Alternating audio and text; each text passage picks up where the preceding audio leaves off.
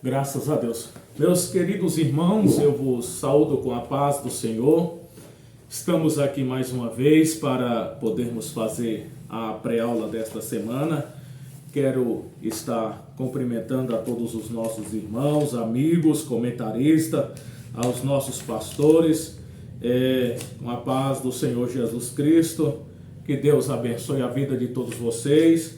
Quero dizer aos irmãos que viemos de um final de semana muito abençoado, aonde tivemos a oportunidade de participarmos de uma lição maravilhosa, que foi a 9ª lição, aonde falou dos tempos trabalhosos.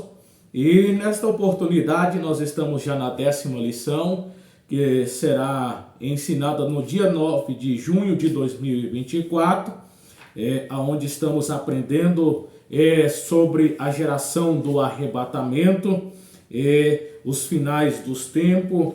E nós estamos vendo que é uma lição que tem confrontado nesses últimos dias com os acontecimentos que temos visto e o que está acontecendo. Mas Deus tem nos guardado e eu creio que o Senhor continuará nos guardando até o dia do arrebatamento, para que possamos permanecer fiéis ao Senhor. Temos aqui esta lição que vai falar sobre uma falsa liberdade. Essa lição para esses dias atuais. Eu sei que ela vai mexer muito, e como as demais lições têm mexido, mas essa lição aqui ela vai nos mostrar o quanto nós estamos cercados de pessoas que tentam mostrar uma liberdade, mas eles são falsos e estão sendo presos pelas suas próprias consciências, estão presos pela sua consciência e tentam mostrar que estão libertos, mas estão presos. E sabemos que a liberdade só encontra na pessoa bendita do nosso Senhor e Salvador Jesus Cristo. É Ele que nos liberta. Aqui o texto áureo diz assim: prometendo-nos liberdade, sendo Ele mesmo servos da corrupção, porque de quem alguém vencido do tal faz-se também servo. Está na 2ª epístola do apóstolo Pedro, no capítulo 2, versículo de número 19. A verdade prática. Os falsos mestres prometem algo que eles mesmos não vivem. Olha que situação. Os falsos mestres prometem algo que eles mesmos não vivem. Olha, eles prometem algo que na verdade eles não estão vivendo. E isto a gente sempre depara. Existe um provérbio, e este provérbio ele fala bem assim: faça o que eu mando e não olha o que eu faço. Irmãos, nós estamos vendo isto acontecer, que eles estão pregando algo e exigem até algo, são considerados hipócritas. Eles exigem algo, como os fariseus, exige algo e exige ser que reparam a lei, mas eles na verdade não são reparadores da lei. Eles tentam tirar um cisco no olho de uma pessoa, e sendo que eles estão com uma trave no olho. Estamos vendo isso acontecer. Exige algo, mas de fato eles não vivem aquilo que ele exige.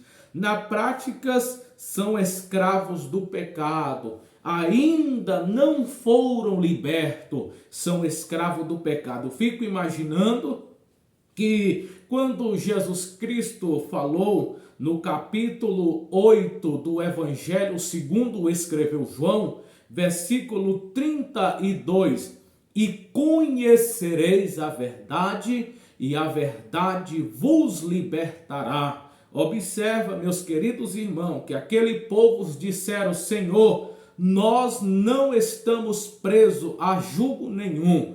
Nós não estamos presos a nenhum jugo romano, nós não estamos presos. Jesus virou e diz: todo aquele que comete pecado é escravo do pecado. Eles de fato estão escravizados, mostravam-se que não estavam presos, mas estavam dizendo que estavam libertos. De fato, Jesus mostrou para ele: olha, vocês estão presos. Vocês, na verdade, mostram ser libertos, mas estão presos.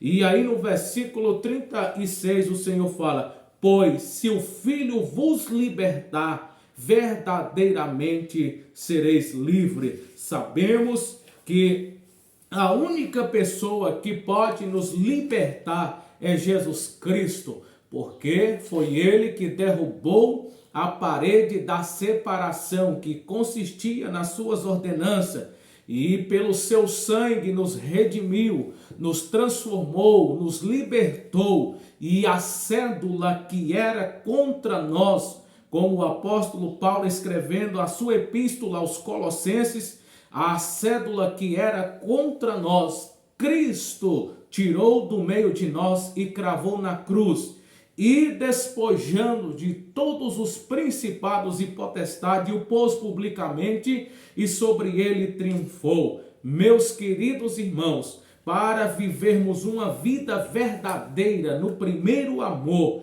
e não termos uma liberdade falsificada, precisamos encontrar verdadeiramente com Jesus.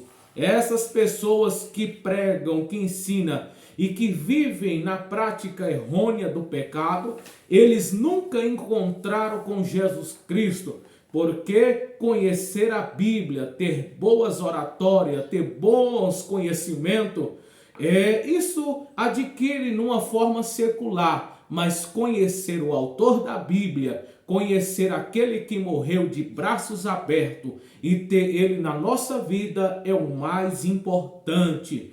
Eu sei que às vezes muitas pessoas não sabem, não têm conhecimento, mas eles conhecem o dono da Bíblia, conhecem o autor da vida, conhecem aquele que morreu para libertar. E com essa expressão, o apóstolo Pedro, na sua segunda epístola, no capítulo 2, versículo de número 1, versículo 3, 17 e 22, Pedro vai escrever, e também a leitura bíblica em classe. Ela é uma leitura meia extensa, mas eu quero ler e meditar com os irmãos alguns versículos. Eu creio que cada irmão que tem a sua revista, aqueles que têm as suas Bíblias, acompanha esta leitura durante esta semana, que você vai observar quais são os tipos de pessoas que o apóstolo Pedro mostra, que são homens que tentam mostrar, na verdade, aquilo que eles não são.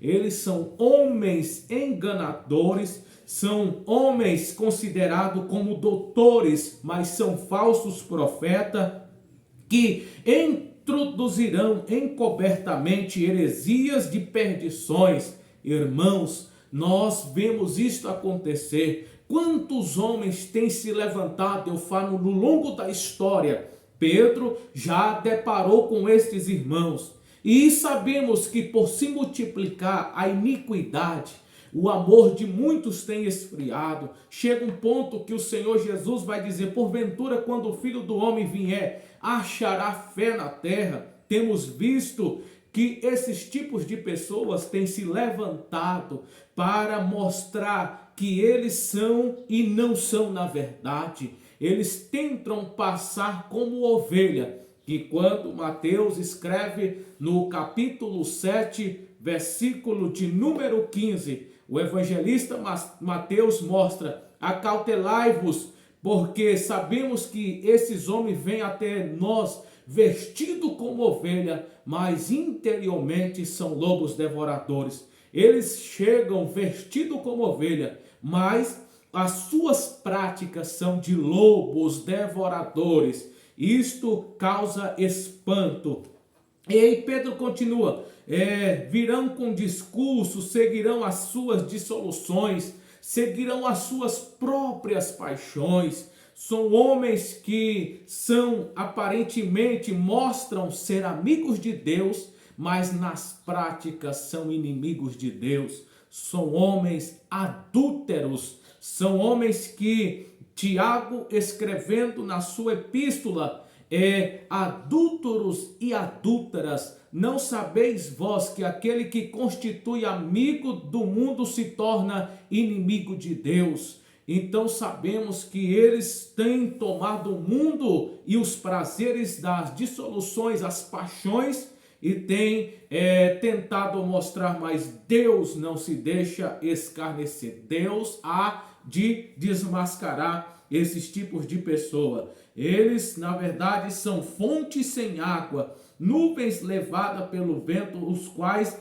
a escuridão das trevas eternamente se reserva. Oh, meus queridos irmãos, esses tipos de pessoa precisamos tomar muito cuidado. Foi o que nós aprendemos na lição passada, que quando o apóstolo Paulo, escrevendo na segunda epístola a Timóteo, no capítulo 3, nos dias trabalhosos dos homens que se levantariam e tentando introduzir coisas no meio da igreja, e Paulo disse para Timóteo: foge dele, Timóteo, sai desses homens, Timóteo, não se alinha com esse tipo de pessoa. Irmãos, isto também serve para os dias atuais que estamos vivendo, porque esses homens, eles falam e prometem, mas são falsas promessas, são falsas coisas que não vão cumprir. Eu tenho certeza, meu querido irmão,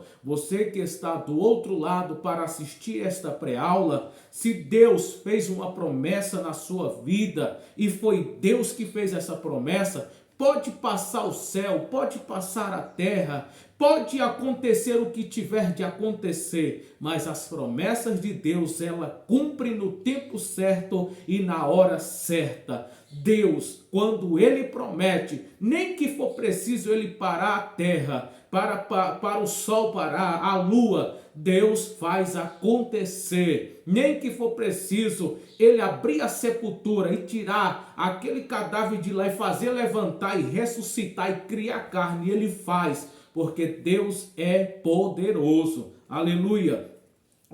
São homens que não são o que dizem aqui no tópico de número 1. Eles não são, na verdade, pessoas que dizem aquilo que são. São pessoas enganadoras, são cristãos falsos e que pregam um falso evangelho. E pregar este falso evangelho é pregar um evangelho hoje que diz que o cristão não sofre, que o cristão não pode passar por dificuldade, que o cristão não pode enfrentar enfermidade, que o cristão não pode passar por decepção, que o cristão não pode ter o celeiro vazio, que o cristão não pode ter uma poupança baixa. Irmãos, Jesus não pregou, não foi isto. Jesus, quando escreveu no capítulo 16 do Evangelho de João, versículo de número 33, Jesus disse: tenho-vos dito isto, para que em mim tenhais paz. No mundo tereis aflições, mas tem de bom ânimo. É o que é? Tem bom ânimo, irmão. Tem bom ânimo, irmã. Nós fomos chamados para padecer, porque Paulo disse: olha, eu trago no meu corpo as marcas de Cristo. O que é trazer as marcas de Cristo? É passar sofrimento. É o que Jesus disse: olha, eu tenho-vos dito para que em mim tenhais paz. Vocês serão marcados, vocês serão difamados. No capítulo 5 do Evangelho, segundo escreveu Mateus, versículo de número 11, 12, Jesus vai dizer: olha, bem-aventurados sois vós, quando vos perseguirem, injuriares e mentirem e fazer todo mal contra vós por minha causa, pela causa de Jesus.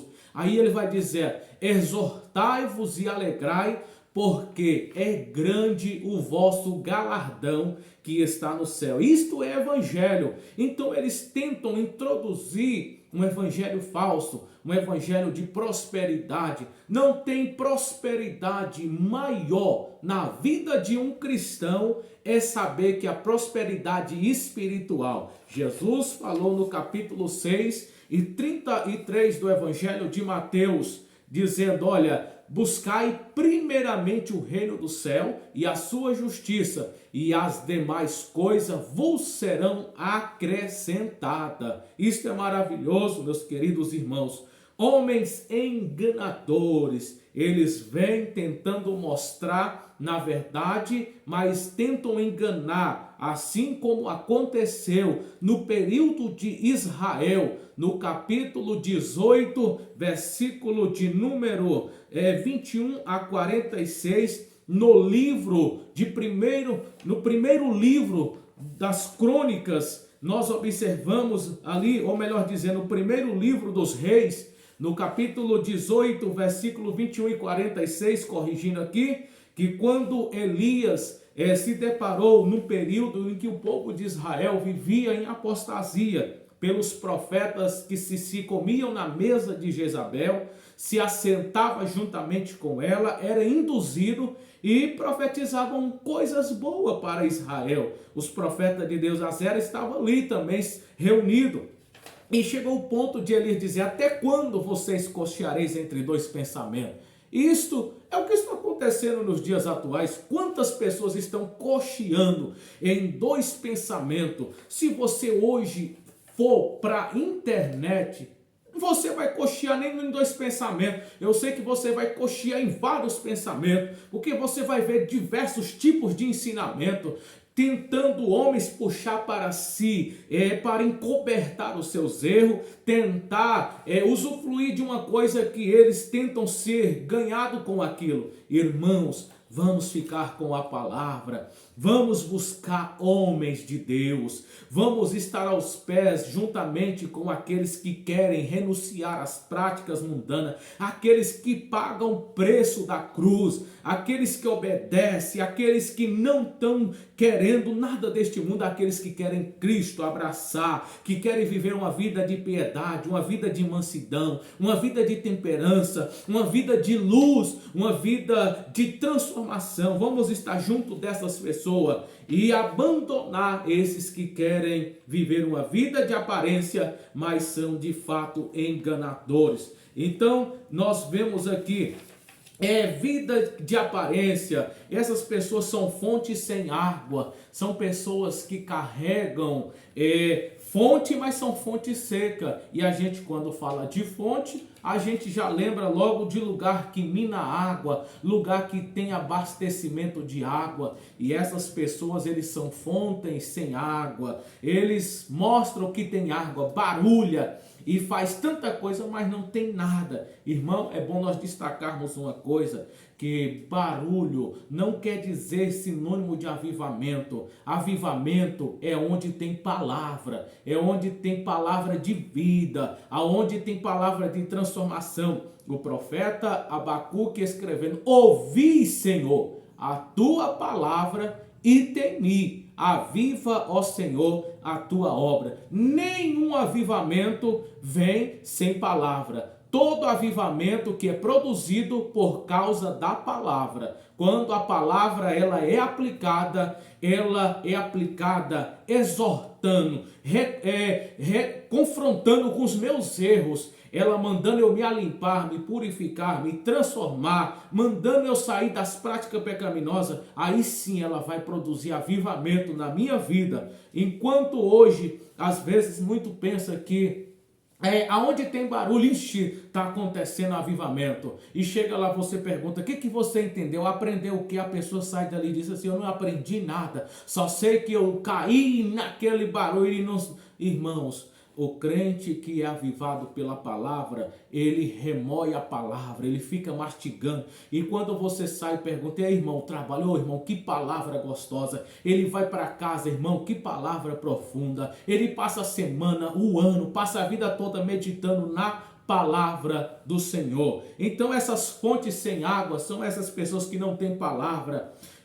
Jesus, no capítulo 7 do Evangelho segundo escreveu João, versículo 37 e 38, e no último dia da festa, pôs-se Jesus em pé, dizendo: quem tem sede, venha a mim e beba. Como diz as Escrituras, rios de água viva fluirão do seu ventre. Quer que a sua fonte tenha água? Beba Jesus. Alimenta Jesus, viva Jesus, chama Jesus, convida Jesus, habita na minha casa, esteja comigo. No capítulo 28 do Evangelho de Mateus, no versículo 19 e 20, Jesus falou: ide fazer discípulos às nações, ensinando-os a batizar em nome do Pai, do Filho e do Espírito Santo, ensinando a guardar todas as coisas. Eis que estarei convosco todos os dias, até a consumação do século. Jesus está com aqueles que querem estar com ele, aqueles que querem abraçar a palavra da cruz, aqueles que querem abraçar o evangelho de transformação.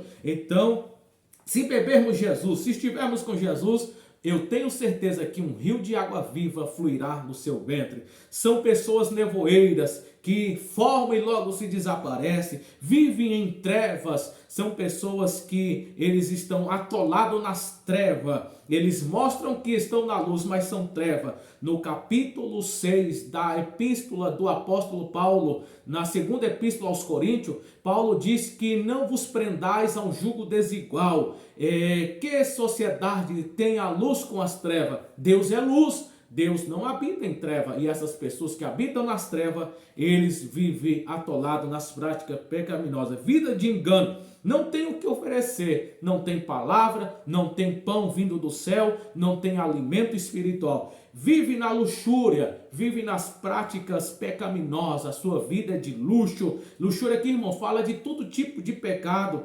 vive na apostasia, nos prazeres, nos deleitos da vida, vive na consciência da carne, na soberba da vida. São este tipo de pessoa. E eles tentam mostrar uma falsa liberdade. Não pode libertar porque eles não são libertos. Não pode ter vida eterna porque eles não sabem o que é salvação. Não sabem o que é encontrar com Cristo. Irmãos, que Deus abençoe a vida de todos vocês. Deus abençoe a vida dos nossos irmãos, alunos, professores da Escola Bíblica Dominical. Esta é mais uma pré-aula desta semana e eu tenho certeza que esta pré-aula falará ao meu e ao seu coração. Vamos lutar, porque Pedro diz que estes homens também começaram e o final da carreira deles foi terrível. Eles, como Pedro disse, olha, vou usar um provérbio simples, esses homens começaram, mas como diz, o cão voltou ao seu vômito e a porca ao seu lamaçal. Mas que Deus tenha misericórdia de nós, permanecemos firmes e constante, sempre abundante na obra do Senhor, conservando os bons princípios, conservando aquilo que nós aprendemos e nunca nos abrir mão daquilo que o Senhor tem nos ensinado, do que o nosso pastor tem nos ensinado, do que ele tem ensinado a palavra com veracidade, com eficácia, com retidão, tem mostrado para nós os ensinamentos que eu tenho certeza que aquele que obedecer há de chegar no céu. Deus abençoe e fique todos na paz do Senhor.